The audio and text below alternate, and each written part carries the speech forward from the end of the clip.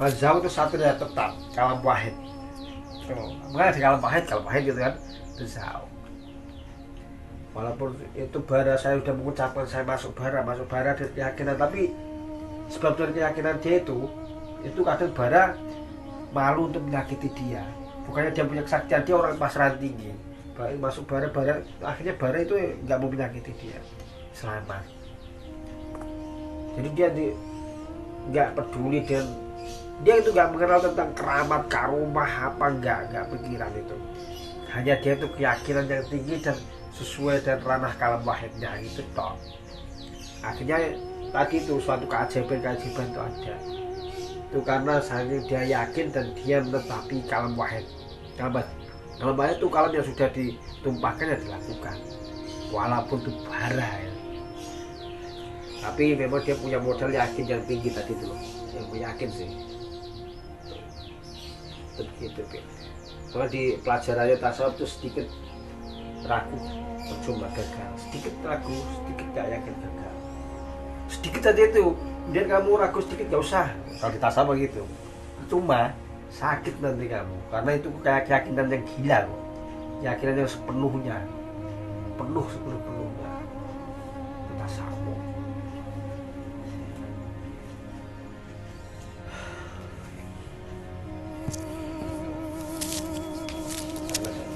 Bukan dia yang mau keyakinannya itu.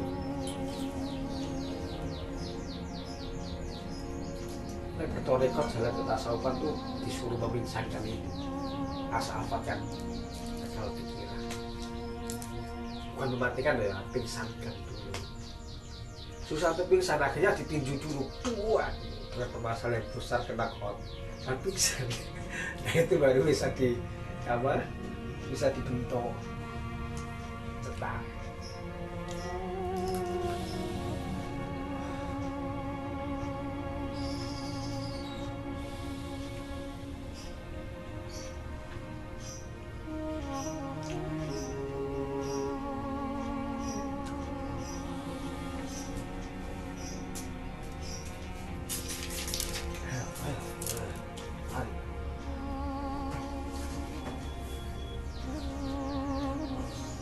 Ilmu keyakinan itu hati kepada ibadah hati ilmu titik ilmu nukleus, ilmu ledak, ilmu nukta, ilmu loh, ilmu cahaya, ilmu apalah seperti ilmu bak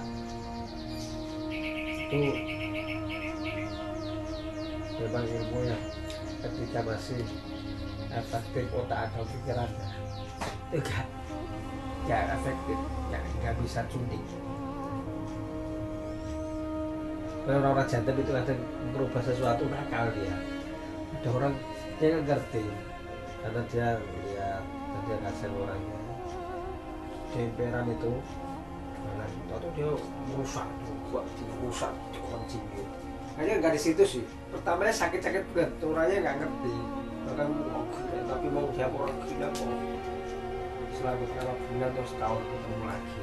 Orang yang hidup dia ternyata juga beda itu yang lalu orangnya baru sadar. Tapi orang yang memang sebenarnya dia laku, buktinya ya laku ya memang tadi ada namanya dari kaitan dengan Tuhan dan suruh punya hubungan masuk pada pertolongan Allah.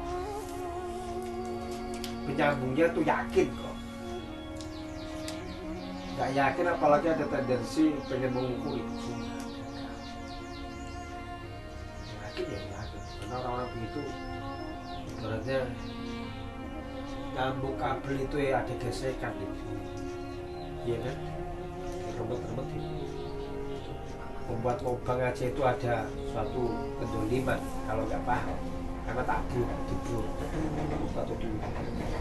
Yang dolim kan merasa wah disakiti. Padahal ada tujuannya. Ketika arus pendek itu pendek atau akal pikiran nalar terbatas akan menganggap orang yang mentor atau wali mursyid sadis, dolim, aniaya, jahat. Ini yang lanjut itu orang yang nggak bersaleh, nggak bersuluk, ngaku. Itu yang percuma semua, sama-sama jadi angus, jadi areng kabeh. Yang dia toh itu yang jadi itu Dracula. Dracula itu matching pakaiannya, lihat itu, wah pakaiannya pakai jubah kan, ingat ya, apa prolente, wapi, matching, pokoknya style, betul nggak, ganteng, iya kan? Dan dia fleksibel, bisa masuk kemana dan dihormati. Lu iya dong. Nah tapi kan dia ada tendensi, bentuknya juga manusia juga, ada tendensinya untuk menghisap darahmu. Ketika sudah dihisap, dan setelah dia masuk kepada koloninya, gitu. Tuh, akhirnya jadi zombie. Sebuah karakter yang memonopoli kebenaran, ya hanya sebatas keakuan, dan semuanya itu untuk ya, alat kebijakan.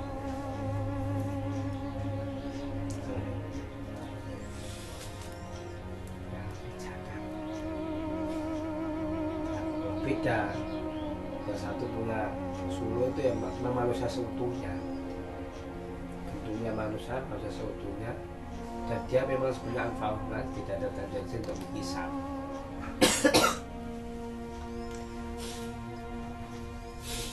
Dia membuat sesuatu suatu seperti itu karena dia membentuk, menempa, membuat lubang ada gunanya, fungsinya. Orang ini nanti enak, ada cahaya masuk. Dia merusak sesuatu skala kecil, keemperan, atau dia akan ada suatu rasa di situ. Orang ini mempersingkat, harusnya itu dia mencapai harus 10 tahun, karena dirusak dia akan cuma setahun. Gitu sih. Jadi dia bisa mendilasikan, dilasi itu merapatkan waktu gitu loh, mempercepat gitu loh, Beb. Jadi dilasi itu kalau bahasanya, dilasi bahasa psikologi.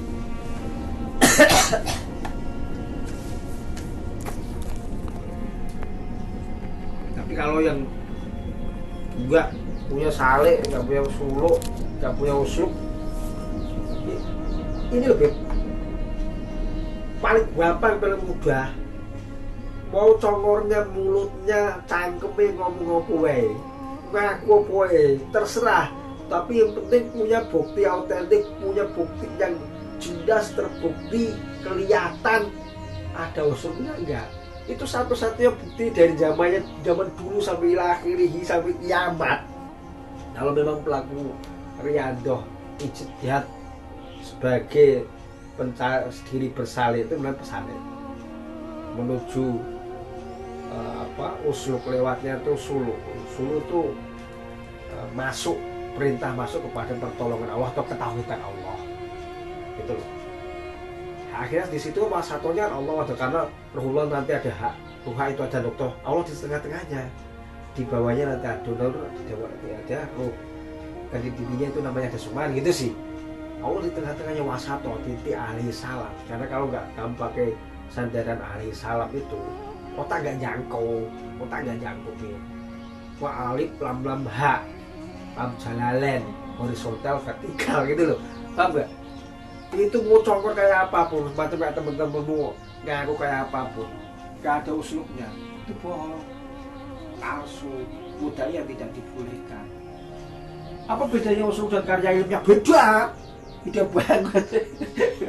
Usluk itu udah saripati manuskrip, ibaratnya udah aduannya sari kaldu, yang di situ bisa menjadi jutaan karya ilmiah itu yang dikembangkan, dan itu penemuan terupdate di zamannya sebagai tafsir yang mentasarukan atau proses menuju maksudnya Al-Quran kalamu Sayyidina Muhammad, kalamullah itu.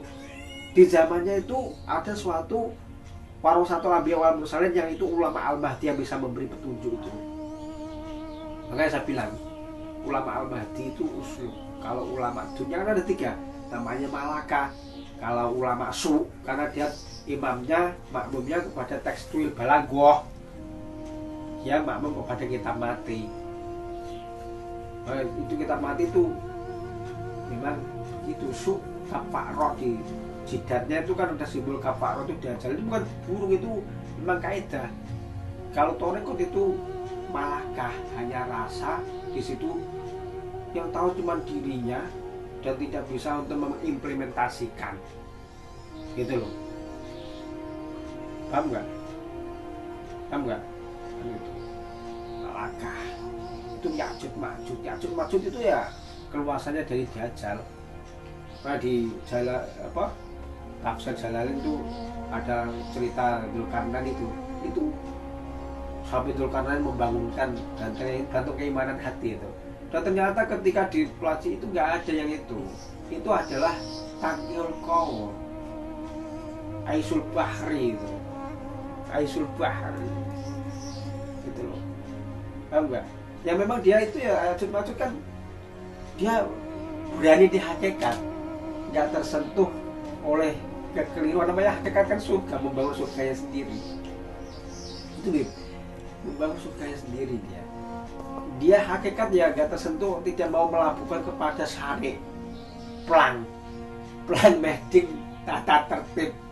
Kalau sudah dikenakan dilandikan di dunia namanya syariat. Jadi di hakikat yang nggak mau blending melakukan ke syariat. Paham nggak? Ya memang bagaimana dia itu menguasai itu Ya'juj Ma'juj. Itu loh. Kuat dan tidak ada yang bisa mengalahkan. Apa saja itu Ya'juj Ma'juj. Itu malakah. Hanya untuk wilayahnya kehakikatan dia. Itu loh. Paham nggak? Tapi kalau Al-Mahdi itu yang bisa memberi petunjuk dan arif dan bijak. Ya tadi ada usulnya. Orang yang nggak memahami dikira itu wah banyak yang apa?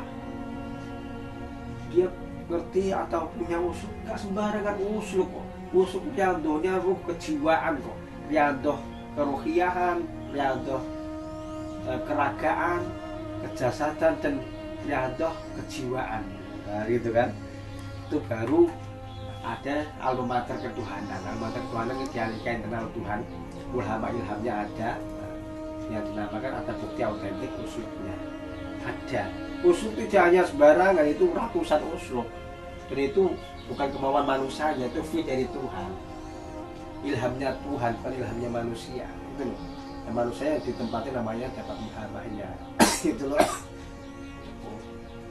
Orang nggak paham kan dikira itu karya ilmu, bukan karya ilmiah itu, tapi dia ada suatu kemarifatan, bukan lagi ini ya ilmiah, tapi kemarifatan.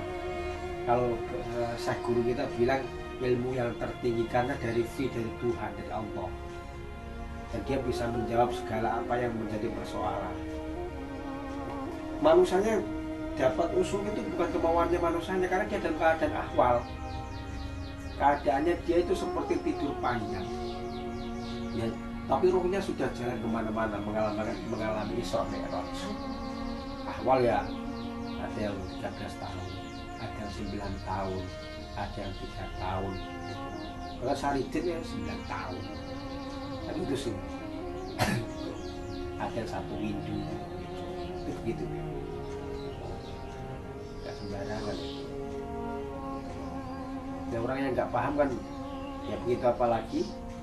Dan memang notabene itu orang yang memegang usul sebagai ulama Al-Mahdi, ketahuidan tauhidul wujud Allah sebagai ayat insaniahnya Allah, itu rata-rata dimusuhi oleh ulama yang mengacu kepada sandaran kitab tekstual, hanya dongeng mocolan nulis kalau Gus Dur bilang, dan dimusuhi oleh ulama dunia yang notabene itu ya tadi sandaran yang penting pokoknya ketarekatan hakikat yang nggak mau melakukan kepada kearifan yang bijak di syariat.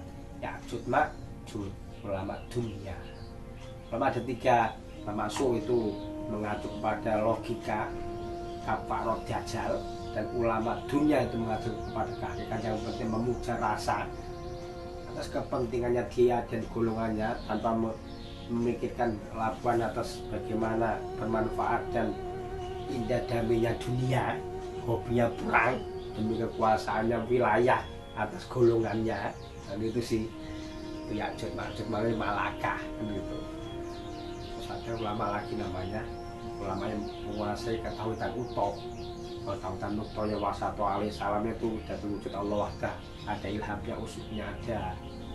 Ulama Al-Mahdi, 3 ulama itu.